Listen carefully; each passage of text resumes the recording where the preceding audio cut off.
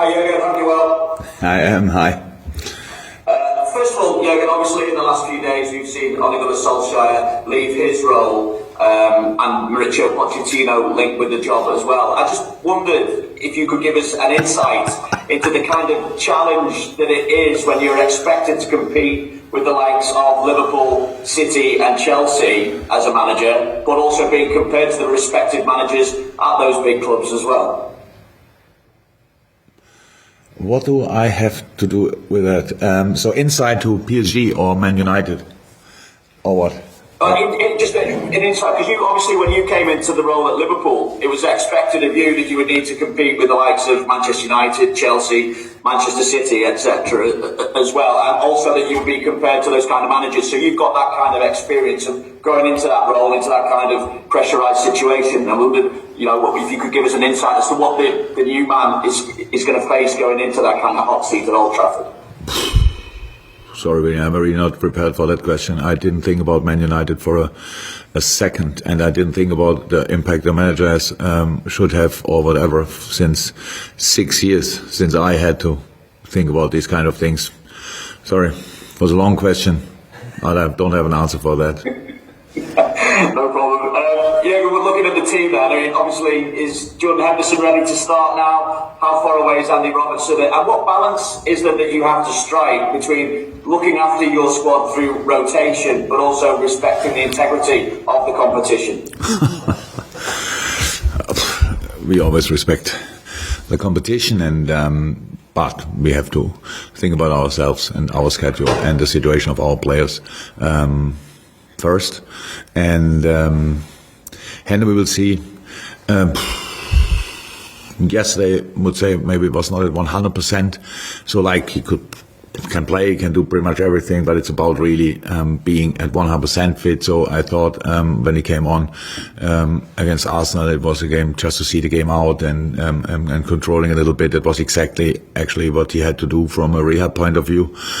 So we used these few minutes, but now we have to see. I don't know 100%. Rob was similar. It's both are okay, but are both now ready to play, ready to start with the schedule, with the games coming up.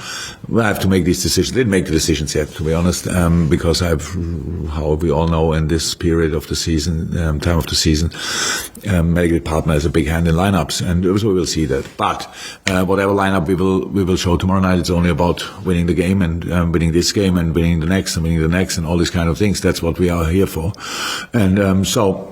We will see. We know that our opponent will be motivated on the highest level for two main reasons. One is we won there in a way which they didn't like for sure, and on the other hand, it's that if they win the game tomorrow night, they have a final against Atletico in the last match of the group, and so that's what they wanted. That's clear. So will be a difficult game for us, and I really hope that everybody's at Anfield is absolutely its best, because we only show up tomorrow night because we want to try to win the game, and that's Champions League. You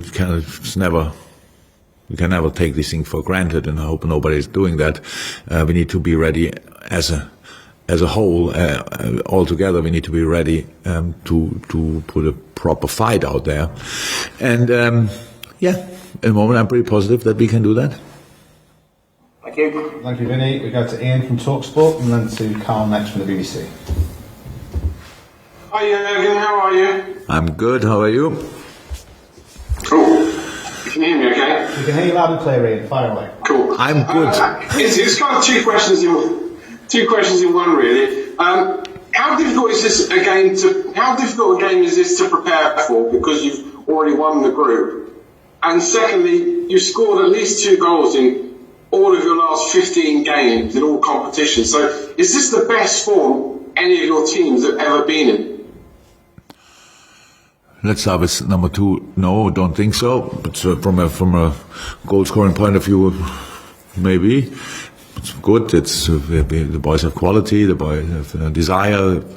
boys are ruthless, all these kind of things. But we don't, as well. Again, we don't take this thing for granted because it's so tricky to create a chance in football on this level. So it's just we have to keep doing that. But we need to find a rhythm, obviously, to between scoring and not conceding and stuff like this. And it's always a challenge, of course, and we try to do that as well. And it's an ongoing process.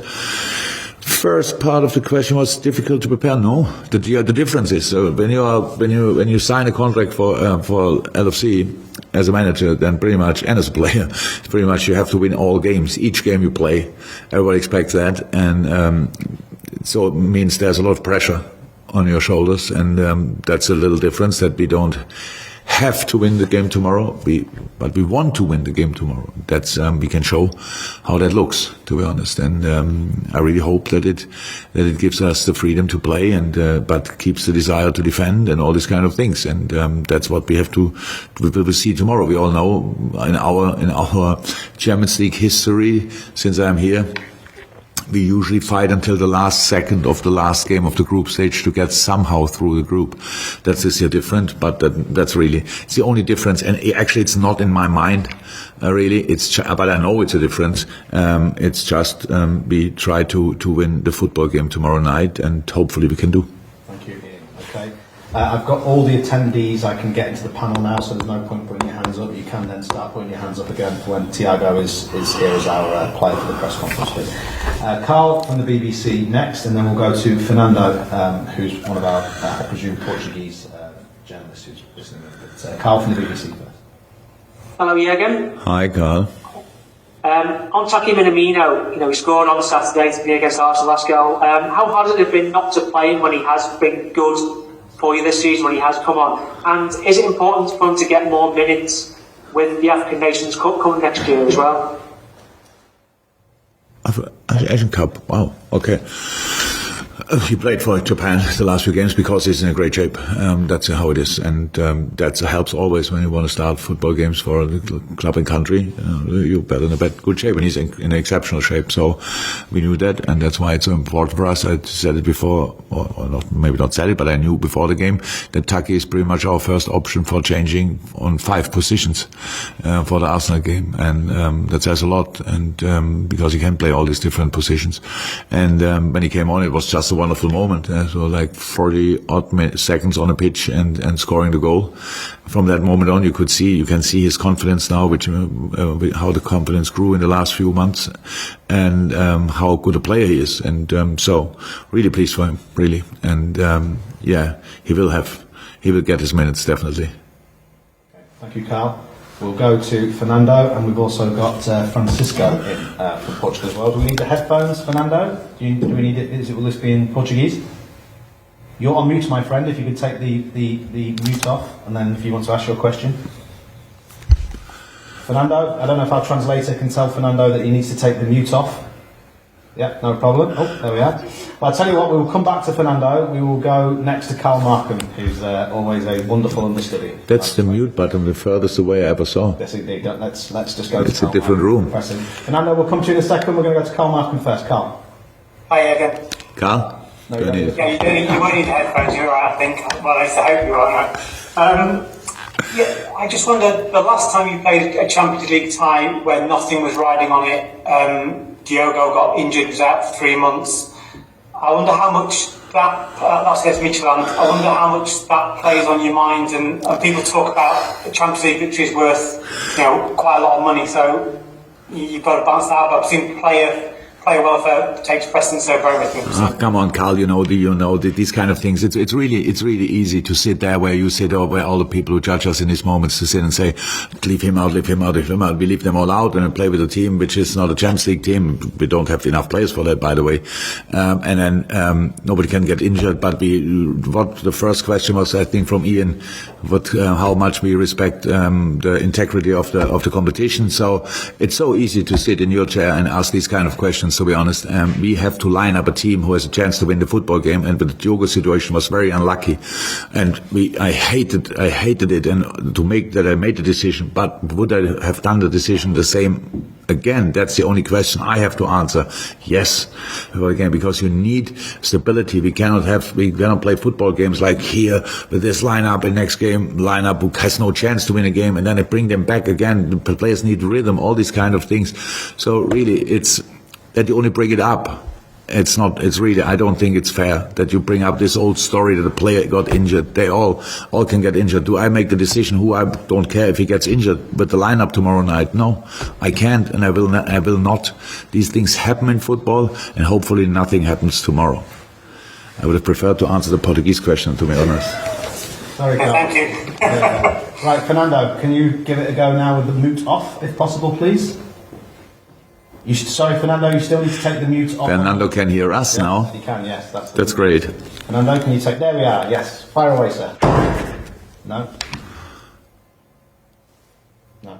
I don't hear. No. We still can't hear you, I'm afraid, Fernando.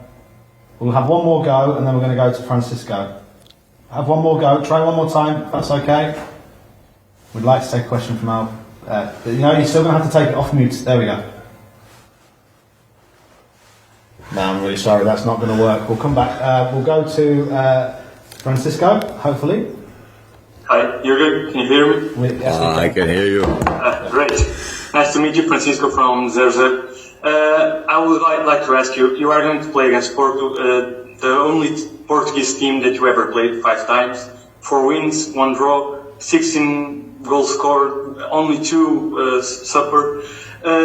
Given that sample, probably a small sample, how do you see the Portuguese teams and the Portuguese league and the Portuguese players? I love Portuguese football, to be honest. I really think this country is producing an incredible amount of world-class football players. Was probably as surprised as everybody that they didn't go through the group stage with the national team. But it was probably rather unlucky than anything else. But pretty much all the players of the national team of Portugal play in the biggest clubs in the world, and there's still players coming up from the youth teams and all these kind of things. So it's incredible work. I'm a little bit familiar with the work Portuguese coaches or the Portuguese clubs are doing with their talents, how the system goes because of Pep Linders and Vitor Matos. So both from the Porto school, if you want, and so we are big admirers of what they are doing. But in the end, that says nothing about pretty much all these world-class players. They don't play now. Most of them don't play for long in Portugal. So when they show up, really, then the other clubs from other countries, from other leagues, are coming and paying an awful lot of money to get the players into their team, and that does help, obviously, the Portuguese league. But still, incredible players there, technically incredible, talented. Everybody, all the teams are, from a tactical point of view, on a really high level.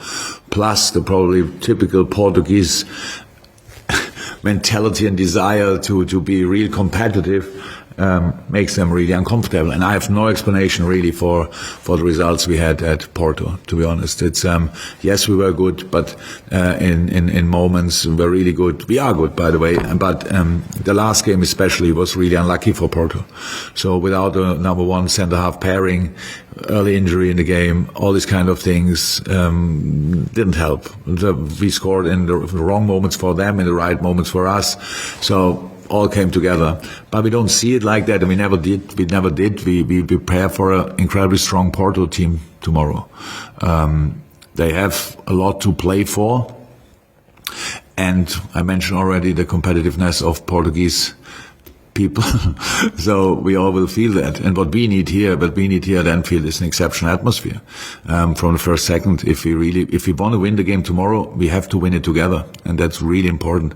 And I hope we can create this kind of atmosphere, and then will not be easy for Porto as well. Okay, thank you very much.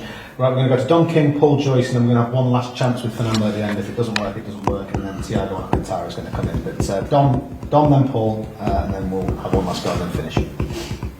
Yeah, again, it might seem a good opportunity for Tyler Morton to get some minutes on the pitch at some point tomorrow night. It was just there was a very endearing picture of you hugging him before he went on against Arsenal. on Saturday night. I was just wondering if you could give us an insight into the progress that he's made this season and the opportunity that he has to get some experience in the Champions League. I don't know what will happen tomorrow night, but the progress from Tyler Morton is pretty impressive. So Tyler had the full preseason with us. In the preseason, he was one of all the kids we had in the preseason with us. You could see his technical skills and all these kind of things, but how well educated and well behaved young people are. He was not overly confident, let me say that. He tried to adapt a little bit to what the first team is doing, and that's you could see that. So then we had the game. In the games he was good, not spectacular, but good. And then we had the game against Norwich, where he came on the second half and played a super game, to be honest. And that made all the difference. You could see the next day how the confidence level exploded overnight. And probably I saw then the first time, Pep and Vito knew him before very well. That's why he was with us in preseason. But I saw then after that game, first time, the real Tyler Morton. 2021. Then he plays the Preston game, obviously. Again, a really good performance, really mature, all these kind of things. And you can see that in training again. That's how development with young players works. It's a really good example.